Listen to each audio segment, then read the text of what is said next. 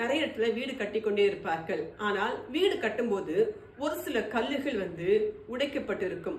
அந்த கல்லுகளை வைத்து வீடு கட்ட மாட்டார்கள். அந்த கல்லுகள் புறம்பாக்கப்படும். அது போலதாங்க நீங்கள் உடைக்கப்பட்டு ஒதுக்கப்பட்டிருக்கலாம். கர்த்தர் நிச்சயமாக உங்களை மூளைக்கல்லாய் மாற்றுவார்.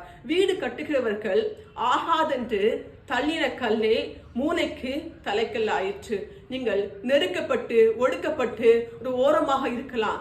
கர்த்தர் நிச்சயமாக உங்களை பயன்படுத்துவார் மாத்திரமல்ல, உங்களை தலைக்கல்லாய் மாற்றுவாருங்க. இந்த உலகம் உங்களை தள்ளி இருக்கலாம், உங்கள் உறவினர்கள் உங்களை தள்ளி இருக்கலாம், உங்கள் வேலை ஸ்தலத்துல நீங்கள் தள்ளப்பட்டு இருக்கலாம். நிச்சயமாக கர்த்தர் எடுத்து உங்களை பயன்படுத்துவார். நீ எங்கெல்லாம் தள்ளப்பட்டீர்களோ அங்கே ஒரு பெரிய அதிகாரியாக, ஒரு பெரிய பொசிஷன்ல கர்த்தரை உங்களை வைத்து உங்களை ஆசீர்வதிப்பாருங்க. இந்த உலகம் உங்களை தள்ளலாங்க, ஆனால் கர்த்தர் ஒருபோதுமே உங்களை தள்ள மாட்டாருங்க.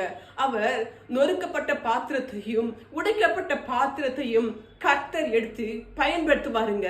இந்த மனிதர்கள் எல்லாம் நொறுக்கப்பட்ட உடனே உடைக்கப்பட்ட உடனே நம்மளை தூக்கி ஓரமா தள்ளிடுவாங்க, நம்மளை குப்பையாக நினைப்பார்கள்.